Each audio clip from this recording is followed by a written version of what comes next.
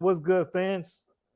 Man, we got a gossip in the air, so I got my man. We go straight to the source, Mr. Robert Littal. We're gonna talk about everything from basketball to NBA to some boxing. I even got a question in here for you, Robert, about who should be um, who should be the next fight for Canelo. Um, Somebody told me you might be interested in getting in the ring. Oh no, that's the one thing I don't do. Because you don't play boxing. You I can't go out play and play. boxing. That's true. Yeah. I play some football. We can shoot some hoops. I play baseball, tennis. It's a lot of stuff that I will play, and I think other people will play. But the one thing you can't play is boxing. So you never see me in the ring getting my head smashed in. Hey, those guys are out there for real, aren't they? Um, Yeah. so, so let's get started right there. Um, Canelo just recently had his fight with Triple G. I thought it was a yawner. I don't know why they were actually fighting again. It was a money grab for Canelo. It was a chance for Canelo to get back on the winning streak. It was what I thought it was. Triple G thought he had a chance. I mean, I expected him to fizzle out after the fourth or fifth round, just kind of fizzle out, and then Canelo could just kind of take over there. Essentially, what happened. Tell us what your thoughts on where Canelo stands right now in the boxing world, and then who's a good fight for Canelo. I got a couple thoughts, but I'd like to hear who you think is a good fight for Canelo coming up. One that Well, fans actually want to see. want to see. Yeah. He's still the cash cow in America. Yeah, You can tell that by the purses, that they made, some 45 million for Canelo, 25 million or so for Triple G. So when it comes to making, money, he's still, that guy. And even, depending, it really doesn't matter who you believe about the pay-per-view numbers, the zone or Dan Rayfield or things like that. Even Canelo's lowest numbers are better than pretty much anybody else's in America numbers that we're doing for pay-per-view. So he's still a big draw. I would preferably, I would like to see him fight, David Benavidez, Yes, uh, absolutely. because, and I tell you why. The last few fights that Canelo has been in, when he went on his run to the super middleweight undisputed, and then here with Bivol, and then with Triple G, like you said, they haven't been the most action, packed fights. He's been fighting a lot of defensive boxers, a lot of ones that don't have a lot of pop. In Triple G's case, someone that's, older and doesn't present as much of a challenge as he did in his younger years. With David Benavidez, what you get is you get somebody young, you You get get all someone answer all the hungry. checks, all the boxes right Yeah, there. you get someone hungry, you get someone that fans are interested in, a fan-friendly style. Right. And, you can make your money with someone like, David Benavidez because he brings a lot to the promotion, as opposed to just doing a Dimitri Bivol rematch that win or lose, the boxing community and the casual fans as a whole really have no interest in. Yeah. Yeah. Let me fight back on that last statement. Boxing fans would be interested in seeing Canelo actually get beat. They would be interested in seeing that. So if you can guarantee a loss for Canelo, a lot of boxing fans would just check in for that reason alone. Because he's, to your point, he's been taking on fights where he's pretty confident he's going to beat these guys. Benavidez, as you mentioned, if Benavidez has his head straight, he comes in there, should be a favorite. Younger, stronger, a bull. He should be a favorite in that fight. I don't think he'd be a favorite because of what Canelo, his legacy. He'd be fighting that legacy. However, what do you think about a Jamal Charlo and Canelo fight? Would that be Well, as enticing? I think a Jamal Charlo fight for a segment of the boxing community, the ones that look like us, Yeah, we're sure. would Sure. be, definitely interesting because anytime, if we're just being honest, especially in boxing, you have a Mexican fighter and a black fighter, there's going to be some interest automatically just the way that, works out. Yeah. I think the problem with Charlo as of right now is, you have a lot of inactivity. He's still at 160 pounds. He hasn't moved up yet. So just the reasoning that, I would say Canelo would be interested in that fight would be strictly, just for what we had talked about. Right. What I would Right. like to see from Charlo is a little more activity. and maybe a fight at 168.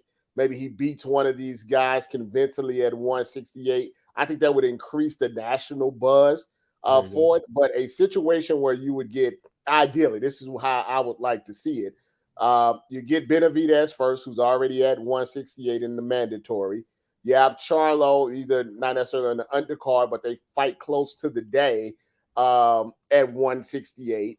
And then, the winner of those two fights then, could meet, in the fall. So you could have a May fight and a fall fight. And I think for boxing fans, that would check off a couple of boxes for Canelo. The fans that say, he's not fighting these younger guys. And then you have the segment of fans that say he's not fighting, enough black fighters. That would check off for Canelo's legacy two more boxes in what's already an impressive, legacy. Sure. I think you elocuted quite well when you say people like us would like to see that Jamal Charlo versus Canelo fight. Canelo, I personally asked Canelo about that, and seems to be some animosity between the two camps. Have you noticed that? Have you heard that? Well, Canelo has a lot of animosity toward a lot of people. I mean, I think I think that's what happens when you're the guy that everybody wants to fight, and that's not fool ourselves. The reason everybody wants to fight him is you can make life changing money fighting Canelo. I mean, Caleb Plant was not getting $10 million fighting anybody. Billy Joe Saunders wasn't getting $6 million. However much Bivol got, I'm sure it was double, triple what he's always got. So you have all of these guys, calling out Canelo name, but he can only fight, one person at a time. So I think it irritates him because, he is fighting undefeated guys. He's fighting champions. He has a good resume. And I think he gets irritated because he can't fight everybody. And then if he doesn't fight somebody, then they accuse him of ducking and things of that nature. So I don't think he has any animosity with Al Heyman or PBC or Showtime. He may have some animosity with some fighters, but that's never stopped him from fighting anybody. He had animosity with Caleb Plant, obviously animosity with Triple G. If the money's right and the situation's right, I think that's the route he will go. And what do you think about a lot of these PBC fighters fighting one time a year? Like you just talked about being active, wanting to see these guys be more active. Is that up to them being active, or the fights not being made for them? What's your thoughts on that? It's a frustrating situation because you have a lot of these guys in their prime and they're just kind of wasting it away. And it's hard to know who exactly is to blame for that. Is that a promotional issue? Is that the fighter issue? You get comfortable once you have a certain amount of money and things of that nature. That's why I'm very quick to point out people shouldn't be critical of fighters, win or lose, that are out there actually, fighting. People will be critical of, say, like a Devin Haney, but he's fighting more people than Ryan Garcia. You know what I mean? So it's like if you fight enough and you fight quality individuals, it's quite possible you may take, a loss. And there's nothing wrong with that. But I think in 2022, there's this aura about if you lose, the way people talk about you and the way they clown you and stuff. I think it's actually made fighters a little more hesitant to take risk and to take, multiple fights. Yeah, that's true. I mean, that's kind of what is it called? That's human for anybody who not want to put their legacy on the line, just to challenge it just for fans' sake, if you will. You brought up Haney. Let me ask you this question. Let me back up. Shakur Stevenson had to throw his, he got robbed of his belt because he wanted to move up, because he couldn't make weight and he needed to move up, right? Now he says he's moving up to 135. Who can beat Shakur Stevenson at 135? I'm not sure. Give me a name. I'm thinking about somebody. I can't think of anybody who's going to beat Shakur Stevenson at 135. Garcia's not going to do it. Haney's not going to do it. I don't think Tank Davis, although that would be a hell of a fight, I don't think Tank Davis is going to do it. Who at 135 do you think can challenge Shakur Stevenson?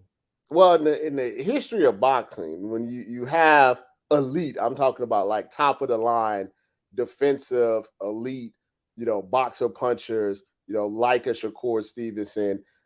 In the past, the way that you have to beat them or even give them trouble is through aggression, through willing to take some punches, making them uncomfortable in the ring, get them in a firefight. You go all the way back to Sugar Ray Leonard, fighting Duran the first time. You almost got to you got to kind of trick them into fighting a brawl. And to me, you're not going to get that with Devin Haney. You're going to get two boxers in there. Maybe Ryan Garcia doesn't have that mental capacity right now to put that type of game plan, together. Now, when you look at Tank Davis and say you look at Lomachenko, those are two guys, Tank Davis with the power and Lomachenko with the mindset that I think could give them problems. It would be hell of a fight, like you said. Tank Davis is very interesting to me. He's a little bit like, in my mind, Deontay Wilder in the sense that, he kind of lulls you to sleep. You think you're winning rounds and then, it's over. And he has a higher boxing IQ. He's a better boxer. But that's the way he boxes. It's not like all out aggression. It's you think you're getting them, you get a little bit more aggressive, and then bam, next thing you know, you're on the ground. You go. Right. That's a great point. Right. Lomachenko, master boxer, master thinker in the ring, more experienced than someone like a Shakur Stevenson. Sometimes that can help. But yeah, Shakur at this moment, at his peak, I don't even think he's peaked yet. If Shakur Stevenson, and I always say this about boxers, and sometimes you don't know until they, really get hit. If he has a chin, just like Floyd, underrated chin, because it's boxing, you're going to get hit at some point. Yeah. If you have a chin and you have that type of defensive prowess, it's going to be a hard night, for anyone to beat him for a long time. I don't see. You just made me think of Teofimo Lopez. I don't think Teofimo is one that you described. You got to be the aggressor. You got to trick him into a brawl. Teofimo can possibly do that. Teofimo could possibly land a punch or two, a knockout punch or two against Shakur. I think Shakur moving up is the class of 135. I think he was the class of boxing in my honest opinion. But now that he's moving up to 135, I'd be interested to see who can really challenge this kid. Because I think what I like about Shakur Stevenson though, he as a young fighter, mid-20s, not a super young fighter, but he likes to take on challenges, and that's what we're not seeing. Fighting, Oscar Valdez, fighting Jamal Herring, fighting even Conce Sal. You're fighting these guys that may not be on your level, but do present some challenges to you. And that's really all people want to see from young fighters, is that they're continually to push themselves and not just taking fights that we know as soon as we turn on the TV what the outcome is going to be. So it looks like Crawford Spence, we're going to get that next month. All signs are pointing. Do you have a favorite in this fight? Who would you pick in this fight? I'm sure I'm going to see you there. I'll be there. I'm sure I'm going to see you there. Do you have a favorite in this fight? And let the people know who you think. Yes. Now, first off, no contracts have been signed, and we're kind of getting to that D-Day. Yeah, right. Exactly. And a lot of people say, well, they don't need that. But it's not about promoting the fight. I think the fight promotes itself. What people don't understand is you got venues, you got promoters, you got people that you got to hire, you got security, there's a lot of stuff that goes into putting on a fight. And there's a time period where those contracts and those things have to be locked in to happen at a particular, date. And that's at 6 or 7. That's a 6 or 7 week mark, if I'm not correct. Yeah. So if you can't get the actual fight contract signed, all of this other stuff that needs to happen, to get everything ready, it's just impossible to make, and then the fight has to be, pushed back. So hopefully we get that done in the next, within the next week or so. But I do have a favorite. It's Spence. The reason that I find Spence to be the favorite is in what I consider a 50-50 fight. It's kind of what we talked about earlier. He's been more active. He's fought better people more recently. And to me, I think Crawford has not been in a tough fight in such a long time that I'm really curious once because it's going to be a battle. It's going to be Yeah. this is going to be in the trenches. I slightly favor Spence just because he's been through it recently, and he's had tough fights, and we know all the stuff that he's come back from. So Right. I'm giving it to him simply on me thinking he has a little more dog in him when push comes to shove during the fight. And to your point, we've seen that more recently from Spence. When you have to really rack your brain to think of the last time that Crawford has been in a tough fight. Some of that's because of he's that far superior above the competition. But Spence has shown us that even with Mikey Garcia, he could have got rid of Mikey earlier. He showed us that he's willing to tough that one out and show that he can go deep and go deep into the rounds. He's shown that here recently that he can go deep in these rounds. I only got a few more minutes with you. I like Bivol and Beterbiev. Do you have a favorite in that fight? Oh, that's a tough one. That's a really, really tough. You mean Bivol and Beterbiev, Ramirez? Beterbiev. Excuse me. Bivol has to get past this first fight. That's going to be a tough one that he has coming up. I think that's going to be a tough fight. I think that Beterbiev is healthy because he's getting old. Right. And when you get old, his legs are every time he has a fight. Obviously, he has the power. But if you get old overnight and you get a guy in there like Bivol that's at his prime and can kind of box and stay away from the danger, I can see a boring decision, for Bivol. If Beterbiev is healthy, then I think he could take out Bivol. You think Bivol has a chance? Bivol, he showed us some tremendous boxing skills against Canelo. Beterbiev is a puncher, a brawler. and I guess to your point, if he's healthy, I don't see anybody challenging him because he's just going to keep coming with those hands of bricks that he's throwing at you. And my goodness, I expect him. That would be a hell of a fight. We got Deontay Wilder returning to the ring October 15th. What's your thoughts on that fight? I think anytime that you have a situation like Deontay Wilder, and we've seen it throughout boxing history where, he's coming off some devastating, defeats, can only go one or two ways. I mean, either they're never the same, or, some fighters, get knocked out, they bounce right back like it's not a big deal and be right back on the horse. He's saying all the right things. He seems to be in a good mental space. I think he took the time off that he needed. I think Helenius may not be the right guy to determine if he's all the way back, but at least we'll know if he's all the way washed. Let's put it like that. If you can't beat Robert Helenius, then go ahead, go back to Alabama, be a family man, enjoy your millions. But if he beats Helenius in a strong fashion, at least we know that there's something left there, and we will have to see what would happen when he stepped up the competition. But I think all fighters that get knocked out like that, back-to-back fights. Yeah. Like, for instance, remember Burchelt got knocked out by, Valdez, and his next, he's just done. He's over.